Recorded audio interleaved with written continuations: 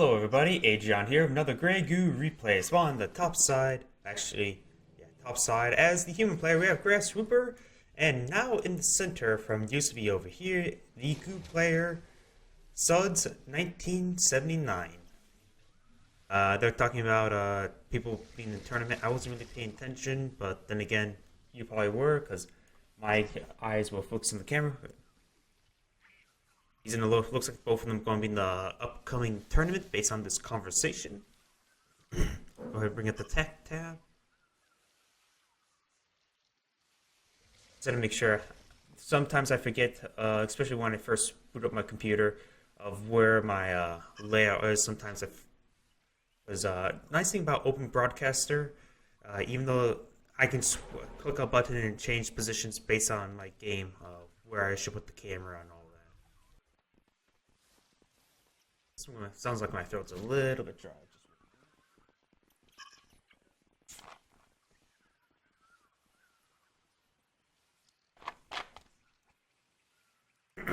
There we go. I think. Oh well. We have Grasswhooper going for a dual refinery opening. Nothing too crazy. I'm gonna try to poke away, do some damage. Wait, he can't. It looks like he canceled. Wait, that's just the third refinery. Never mind. Looks like he's bringing up a factory. That's just a starting drover. We do got this Mother Goo. He's actually has enough health to split it off. He may be a bit too busy chatting to realize it. Yes, he splits it off now. He's doing the nice patrol move over here, but it looks like he's actually going to move one towards the center. Not going to do anything too aggressive as the Goo player. Factory is being built. Actually, he paused it. Looks like he's going to eye for another refinery. Get that up as soon as possible. The third refinery will be up shortly. This Goo does have enough catalyst stored up to get another Mother Goo once it processes it. This one, of course, is a freshly spawned one. Could just reinitiate the patrol move. There we go. He was just waiting there to grab a bit of catalyst before he initiates the patrol move. Next thing to do that patrol move is get as much catalyst as possible, then you can move out safely while still refining what catalyst have you brought in.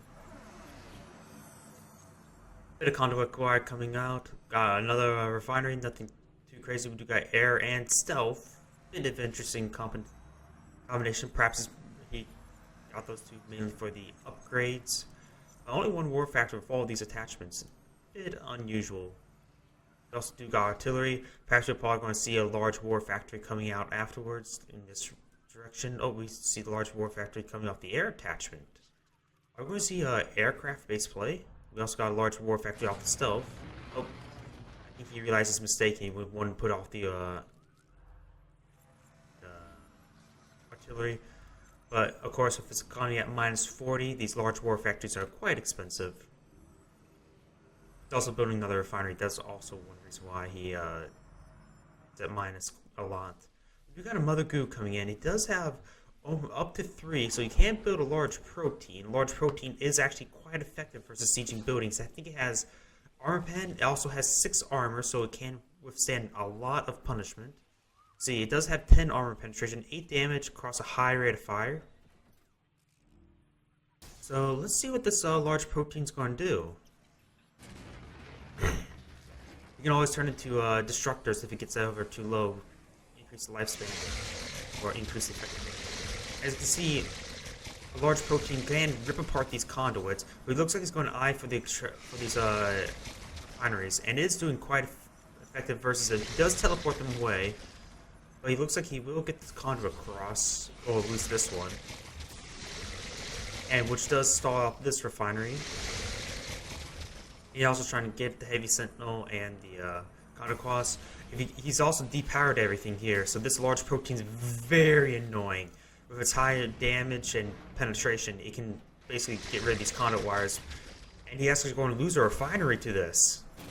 It does have an anti-Heavy Sentinel up, but with 2 shots doing 10 damage, does have 6 penetration, actually does full damage to it.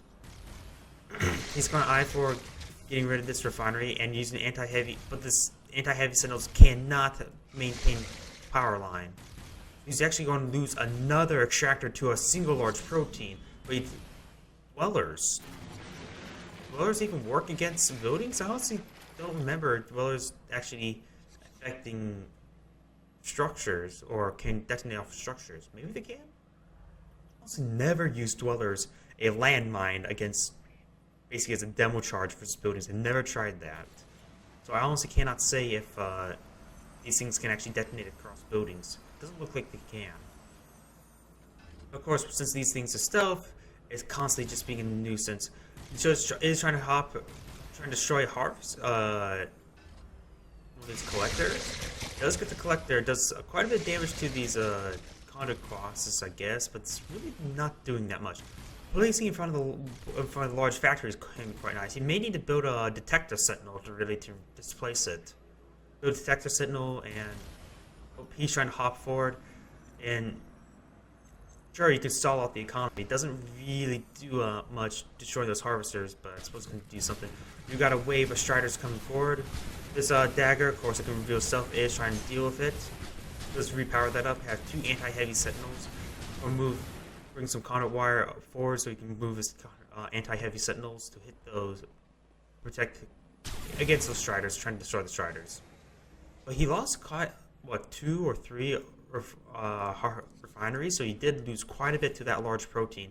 And the Goo player is on 6 mother goos. He does have significantly better economy. Dude got hit squad of revolvers and a couple of daggers. He probably doesn't need to build any more daggers. We looks like got more revolvers and wave of howitzers coming through. His economy is perfectly at 0, so it's fine at the moment, but he's lost a lot, and he's not exactly happy. A single large protein can do that.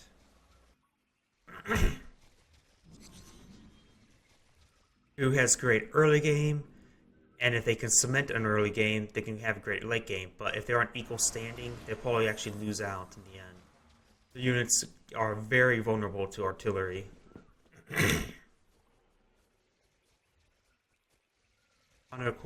Wires coming forward. Help, probably going to place the anti-heavies. I would say here would be a good spot. Anything too far, that means he'll be sieged by the bush, which he could be in the bush here, but the anti-heavy sentinel could not fight that. But of course, his own units are in there.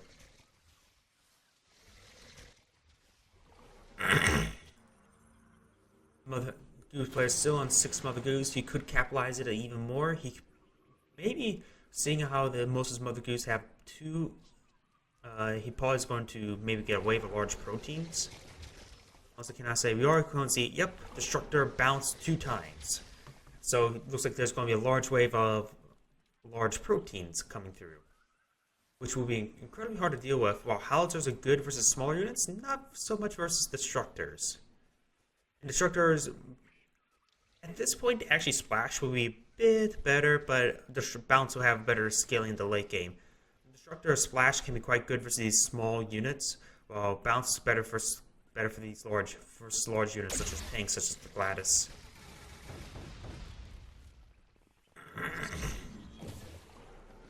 You got a couple crescents coming out, which are also very good versus the smallish size army.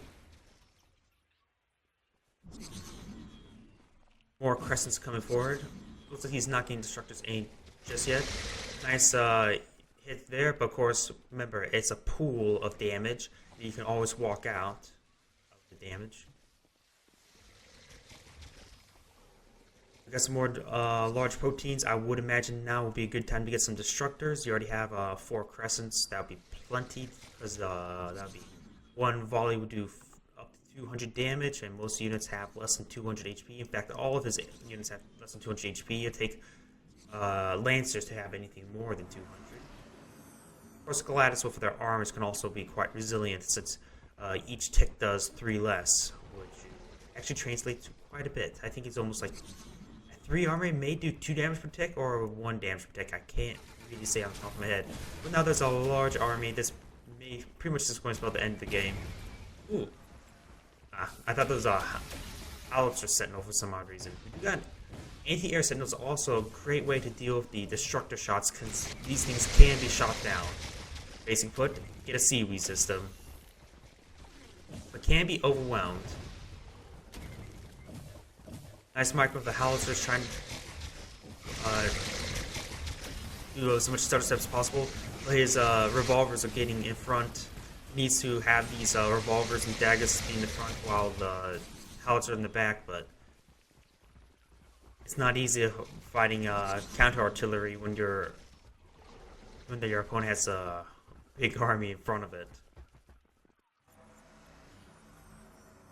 Additionally, since he hasn't been setting up any, he actually set up a couple more extractors, so he has 5 economy versus the 7 to the Goo player. But the Goo player has a larger army with the 97 population to. Oh, we got it. He's building a large wave. Are you crazy? I suppose if you're going to go all in on anything, might as well go for a Archangel.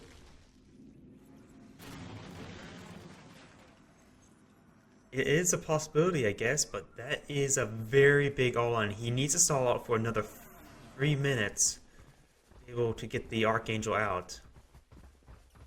Let's see.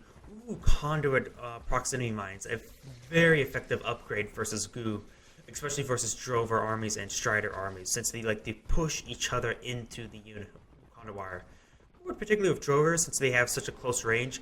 It's sort of like imagine the cartoonish little guy stops, bigger medium guy pushes him a bit, and the big guy pushes both of them, and the little guy falls off the edge. That's more or less with it and Conduit Cross. Can you imagine that? A Conduit Cross upgrade. And we do got a large, actually Radiant army, Stealth Radiant army. Though not particularly combat effective, it is forcing the opponent to get a stealth detection, which may or may not what he wants to get.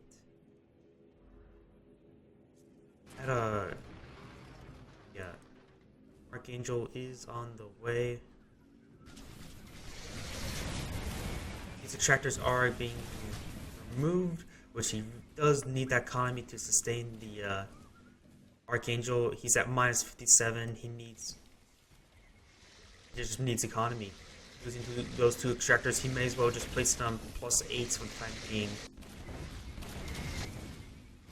I mean, his economy's at plus 10. He must have paused something, or he must have paused these structures. It says it's out of catalyst. Oh wait, it's only at plus 10 when he's at 0 catalyst. Never mind. That's what it's happening. Pistons are firing the shots. Howitzers are firing the shots. Both of them getting some nice hits. But the Howitzers, of course, don't have to worry about damage over time. We got some large amount of anti-heavy sentinels, even including artillery sentinel. So there's a substantial amount of defenses here, but the Radiant army has found entrance. And due to the fact there is no self-detection, it's going to go in for the Howitzers.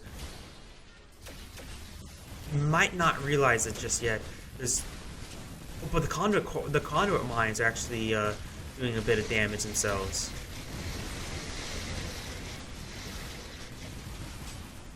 And it looks like all the Howitzers will get cleaned up. Archangel is 2 minutes away. It is possible since these turrets can be quite sturdy, but he needs to detect their sentinel ×3. Yeah, he is building a detector sentinel now, or maybe it was being brought forward. Now it's being built. Boom. Now there goes the detector. And it looks like the conduit mines did not deactivate. We do got a Valance. Valance are a great way to protect your artillery, since they take the damage for them. Also, Cabin, they're also a bit of a Grenadier type unit. They do a bit of AoE damage. Best way I can describe them, Grenadiers. We got a large protein. It looks like he's going to try to apply this micro. His opponent does not have any Sentinel maintain power, but looks like the Goo player did something he didn't like. He's starting to clean up these Sentinels now. And the Archangel is 1 minute away. He did depower everything, so he did get a cutoff point. He needs to replace that power line, perhaps move back these Sentinels into power. There we go, he's building conduit across now, double layering it. Of course, with the Crescents, they can do a bit of AoE damage, but they do of course have 6 armor, so it takes quite a bit of time. The conduit mines are actually being quite effective at stalling his opponent for the Archangel. But he must have saw the Archangel being built, because it does shows off a star, so he probably should have built a Proto Purger. But now we do have quite a number of conduit cross. They don't have their landmines just yet. Looks like the landmines actually looks like changed animation. I remember being much more presented on top. Maybe it's just the replay being a bit different.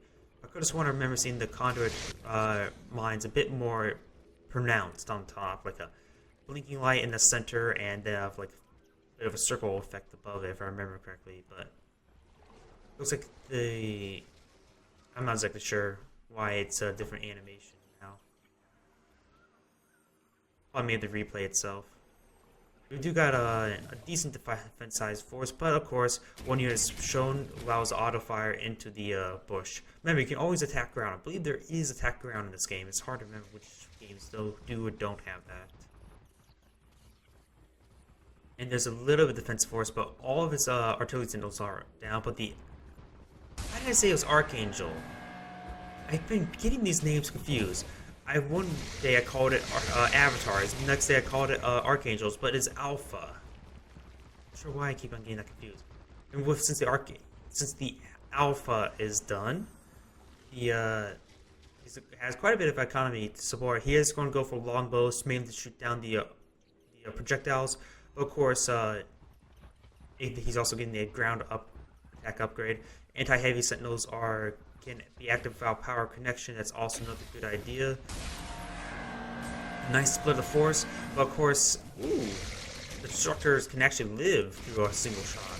They do 170 damage, and destructors have 175 health, so they can have up to 5 HP and withstanding a shot.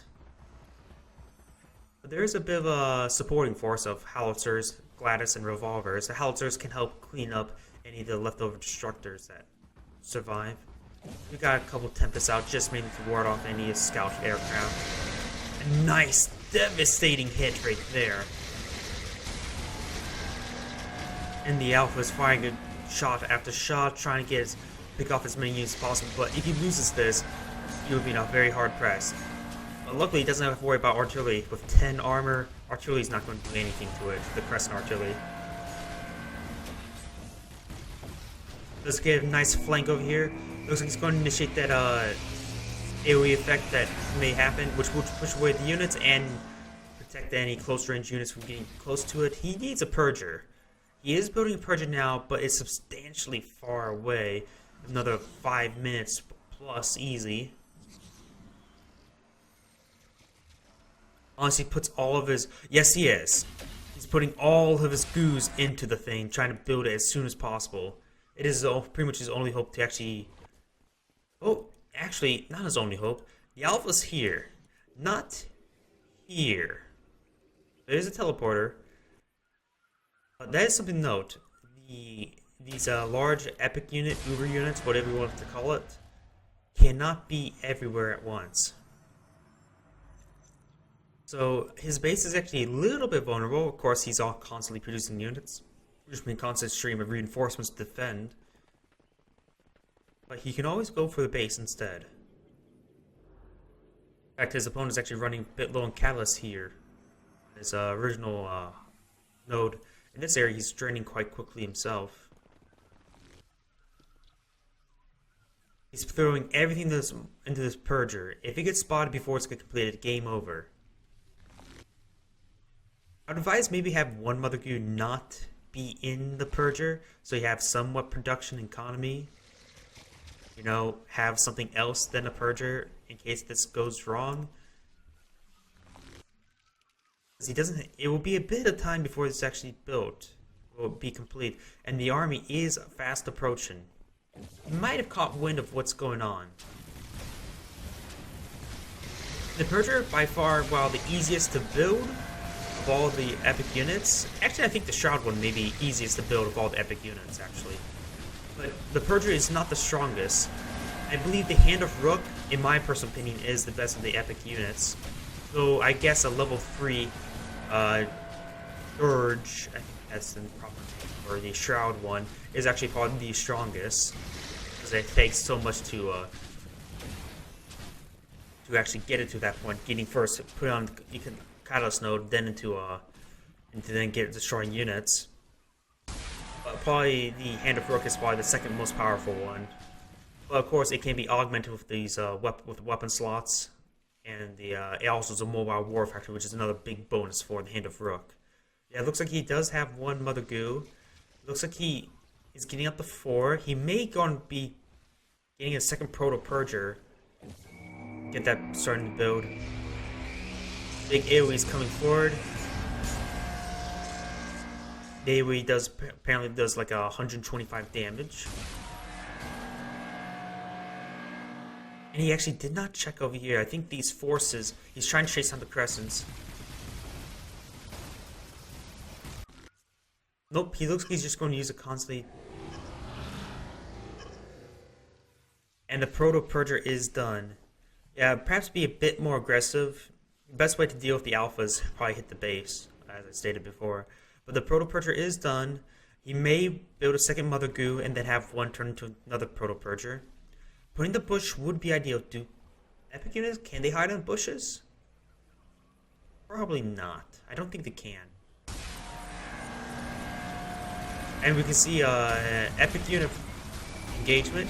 Does get a nice AoE hitting the side additional units, but there's now a substantial force engaging this Proto Purger. It's got an eye for that force there. It is a nice revolver force. Proto Purger does have 10 armor, so it just can withstand quite a bit of fire, but it's being focused on by a lot of units. The alpha's remaining relatively untouched.